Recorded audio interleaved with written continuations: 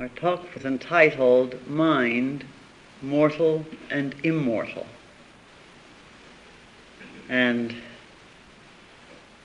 as you know, when we speak about mind in the Western Mystery Training System, we're referring to more than one phase of the expression of consciousness. If you will look upon the Qabalistic Tree of Life, you will see that each of the 10 circles in actuality, at least you may not see it yet, but I hope you'll see it, each of these 10 Sephiroth, as they are called, these emanations of the Most High, these activities of the power or consciousness of deity, actually express a specialization of what we may call the absolute mind. The absolute mind being something none of us can at all comprehend with what we call the intellect, because intellect in itself automatically, by the very terms of what it is, excludes the possibility of understanding absolute.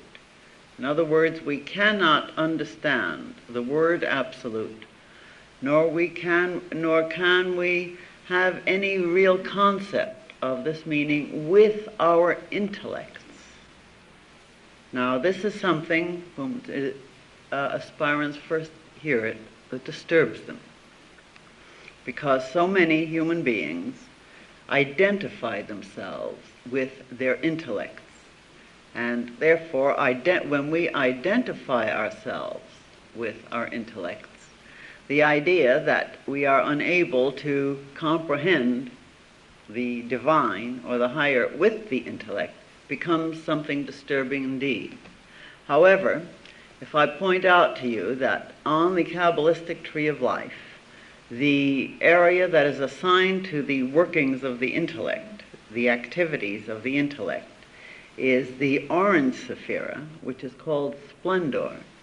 And if I remind you that everything below the yellow sephira, beauty, is assigned to the personality powers or to the personality expressions, and then if I remind you further that our personalities are something we have or we own, I mean, we are not our personalities, as I'm sure you realize, and we'll try to realize it more fully, we will try to see what is the difference between mind from one level to the other, and where are they correlated, so that we can better understand what is meant in Kabbalah by mind, mortal and immortal. Now, that blue sephira that you see, called mercy, is actually assigned to what we call the higher mind. In astrology, the higher mind is called the 9th house, and it is assigned to such functions as philosophy, religion, and philosophy and religion in terms of what we inherit, incidentally, from the past, as well as what we have in the present. So that abstract thinking is certainly more in alignment with philosophical ideas, and concrete thinking would therefore be assigned to things that are not basically philosophical in structure. So again, astrologically, what is called the lower mind is assigned to the 3rd house of Gemini, and Gemini, incidentally, is discrimination, and that is key in tarot series. It's assigned to key 6, the lovers. And remember, discrimination has to do with being able to tell the difference between this and that. That's why we have Adam and Eve, who, eating of the apple, suddenly knew the difference between this and that, which some people still sorrow over, and other people have learned to rejoice that after all, perhaps it's worth the pain to know the difference between this and that, which means the pair of opposites, good and evil. Without the ability to know the difference between this and that, we wouldn't know the difference between the night sky or a day sky, for example. We'd have no way of experiencing it whatsoever if without the awareness of the this and the that, or the pair of opposites, which then of necessity has to include things like all knowledge, which would be the absolute mind, and ignorance, which is its opposite. In other words, for the sake of manifestation, the one life, the absolute mind, the all consciousness, has to take on the appearance of ignorance in order for there to be the experience of variations, or this and that's, of light and dark, of night sky and day sky, of good and evil then. So that those who sit down and analyze consciousness at all are able to analyze it only because they have reached that point in their evolution, and that means they are human beings. They have reached that point in their evolution where, having eaten of the fruit of the tree, and remember this is the tree of life, having eaten of the fruit of the knowledge of good and evil, have actually evolved to the point where they have the kind of consciousness that can differentiate, that can start learning how to use that extraordinary aspect of human consciousness which we call the intellect. Splendor, on the tree of life shown by the orange Sephiroth. So the ability and capacity to experience all of the infinite and extraordinary and mysterious and magical variations which we certainly experience. Although some of us don't think of it as being very magical or wonderful, unfortunately, not yet, but let's try together to experience it as much as we can, at least this morning. Maybe we can take it out with us. And in moments that appear dark, suddenly this splendor of the intellect may suddenly burst upon us, and we'll start recognizing the miracle and magic of the ability and capacity to know variation, that is, the miracle of having been able to go through all of those phases of evolution that must include going through a phase of ignorance, or many phases of many ignorances, might be more to the point, in order to arrive at the magical ability, capacity to experience manyness. Now, what is the mortal mind of us? Let's analyze this a little bit more about the intellect. What was your intellect like when you were 12 years old? And tell me about your intellect, if you've reached it yet, those of you who reached 16. Think a moment. What is this intellect? This intellect is an instrument. Instruments are there for a purpose, and we're supposed to utilize it for the purpose that the divine has grown it for. But the intellect, remember, is very dependent on its expression. It's very dependent on all of the other phases of the activity of personality. There's no such thing as as intellect by itself. Try to express the intellect if you cut out the brain, God forbid. Where's the intellect? I mean, as long as the Lord of the universe is manifesting via the body, where's the intellect if you cut out the brain? So you see, the intellect is dependent on something that we call the brain, whatever that is. And on the other hand, we think of aspects of our mind as being tied up with other portions of our being. But what we seem to forget is that an instrument, despite its very obvious specific function, is never the person, for example, who has built the instrument. Never. nor is it ever the product. In other words, the instrument isn't the product. You use an instrument to build a product, like manufacture something. So the instrument is used as something with which to accomplish something. And it is therefore it is an instrument. But we, in delusion, because remember, manifestation requires a limitation, we have associated ourselves, we have identified ourselves with that instrument, which is an instrument of limitation for special purposes.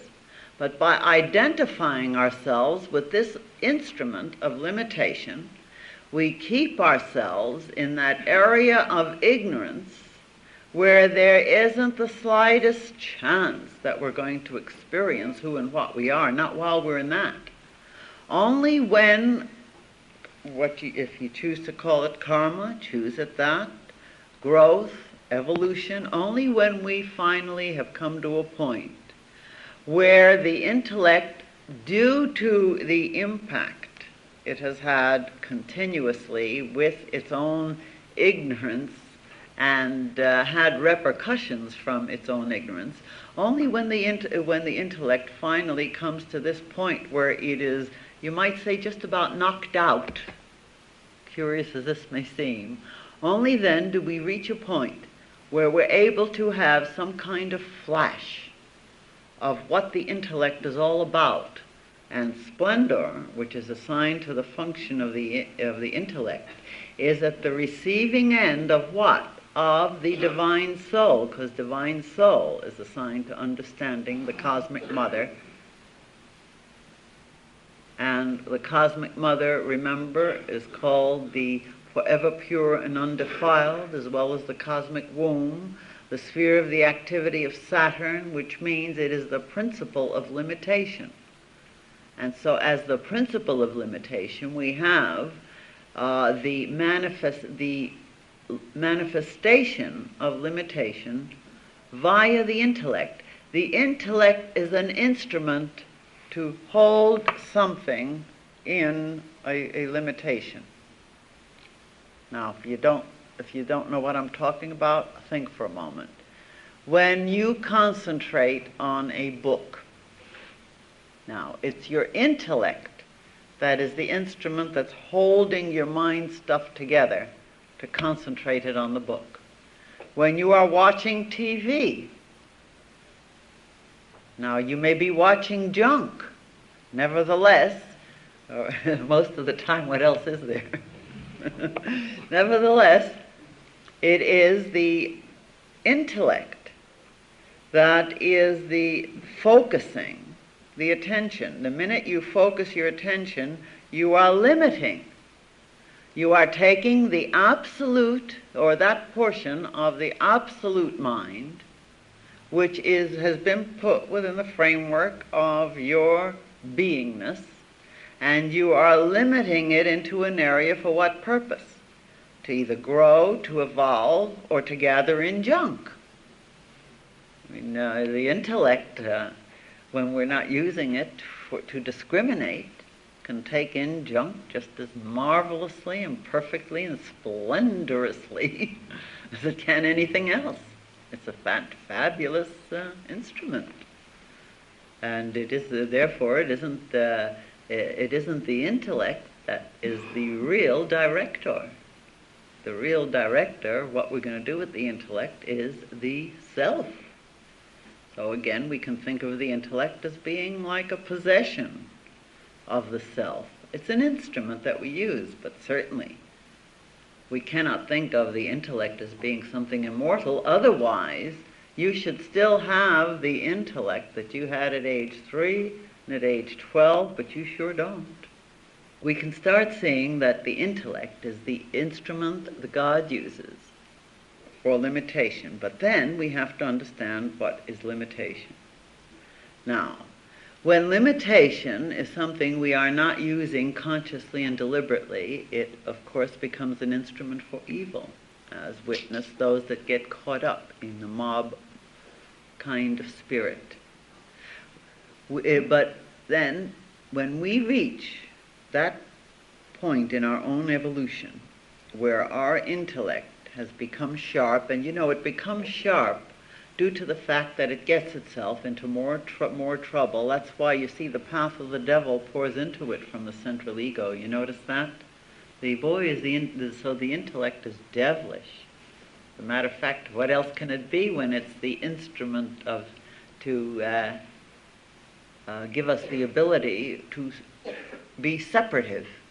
But at the same time, the ego beauty is what Kabbalah calls the separating influence.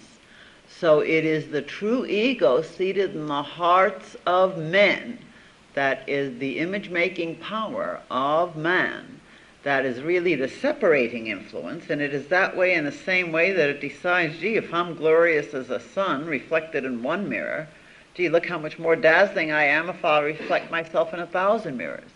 And what is it that mortal mind is?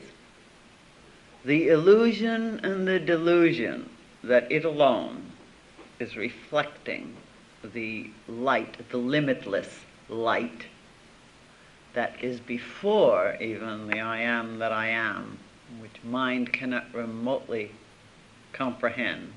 But superconscious mind, which every one of us has in some latent sense or other, since we haven't evolved the ability to fully function in it. Superconscious mind, however, that we can experience once we come to the realization that we are not the intellect and that we're going to have to go to work and consciously use this intellect to help us attain the higher states of mind. That's why you can see that mercy, the blue sephira, and splendor, the orange sephira, are on a line. It goes through beauty, the sun, the ego, but notice it's a reflection. The higher mind reflects itself into splendor, and splendor, the intellect being an instrument, is just using a portion of it. We, with our intellects, our personalities, are specialized instruments, but there's only the one power. There's only the one consciousness, the absolute consciousness, which is God, that actually is the power that is or develops these specialized expressions. I said, from my point of view, in order to bedazzle himself with all the beauties. Lots of people have the idea that aspiration has to be a grim thing. Well, it's grim as long as we're in a state of separation and are subject to the devil, blessed devil there, because without the devil, how would we ever start really working and yearning towards the angel? The devil forces us to, the limitation and ignorance. They have the idea aspiration has to be a grim thing.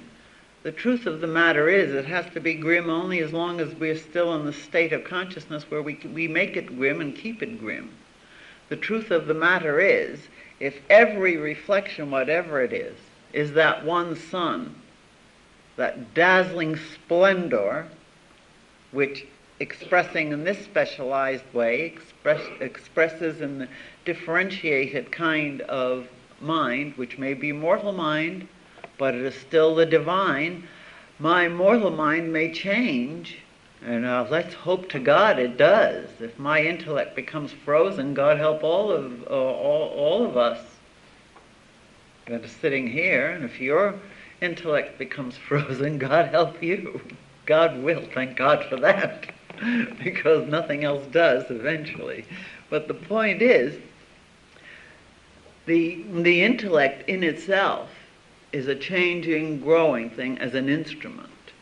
But that which has grown this instrument, that which uses it, is something so vastly beyond that surely the limited expression, once it has reached the recognition that it is radiating and mirroring that blindingly glorious sun, it can afford to sparkle with the laughter and indeed could that not be perhaps one of the most specific and sole purposes for the development and manifestation of these specializations, so that there can be the laughing, chuckling, interacting joy? And so in this laughing, chuckling, interacting joy, what is it we have to do? We have to come to see that everything that we consider mortal is just that part of the divine that is in its changing, growing aspects. But in the mind, remember, in the higher mind is the memory. Memory resides in the mercy part. Therefore, everything we've ever been, we remember.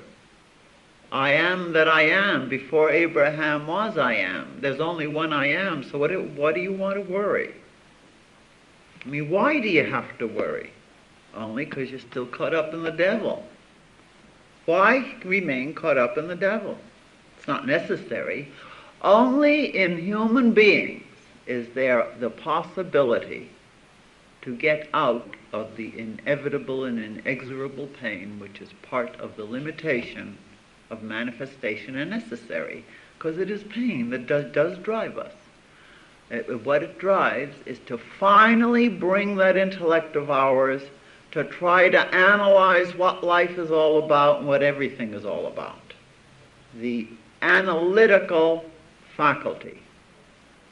But when you become a spiritual aspirant, I have news for you. You need those pains like a hole in the head. If you think you need a hole in the head, then you need the pains.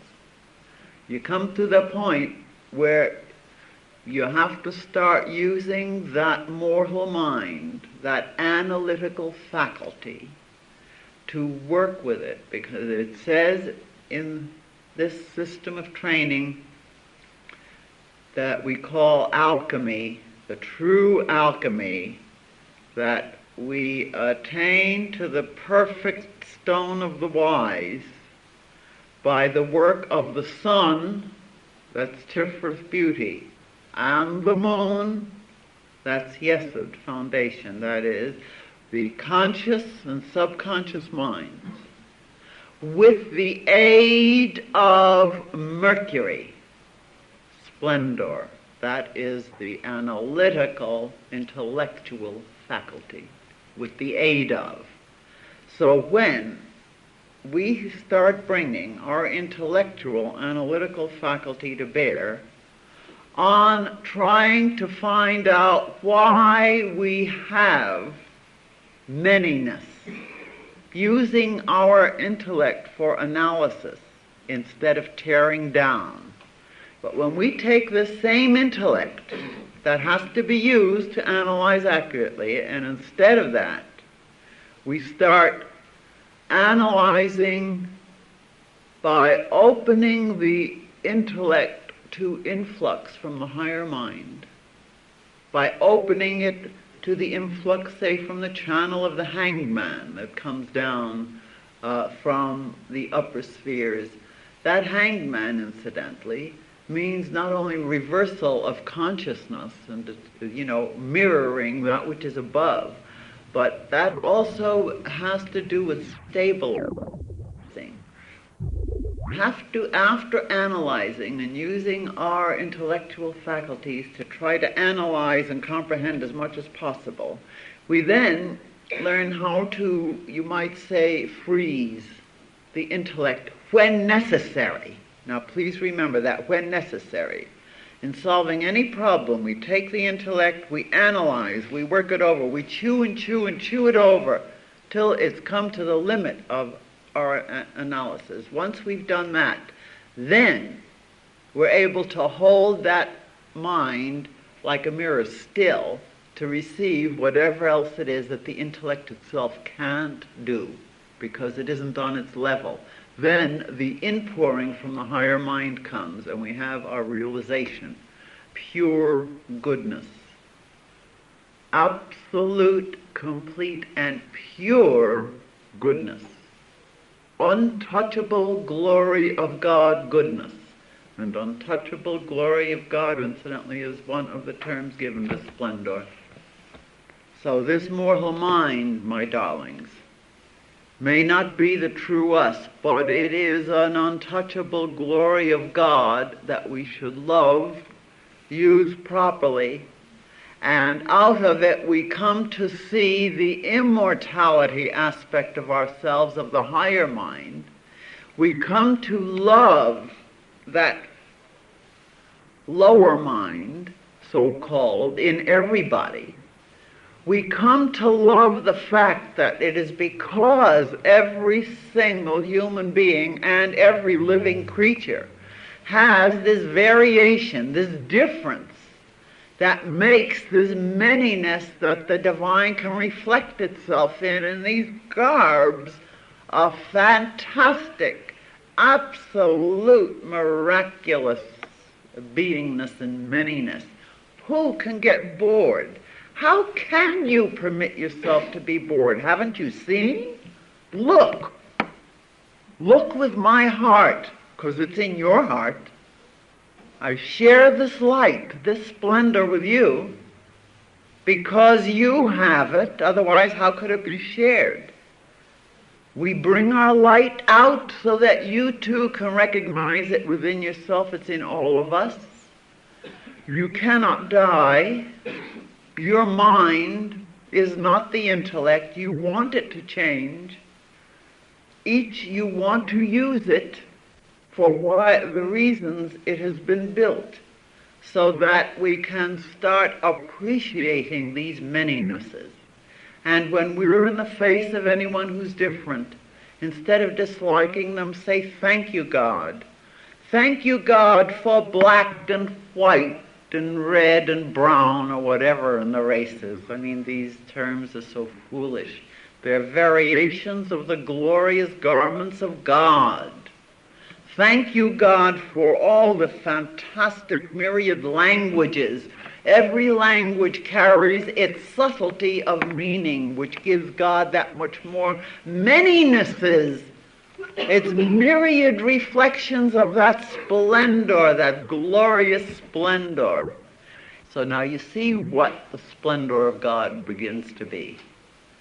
The immortality of your being is building itself on a house of mirrors, magic mirrors. So all the myriadness of every incarnation you've been can be enjoyed by you as long as you're the enjoyment of everything else, and in the final analysis it's God's enjoyment.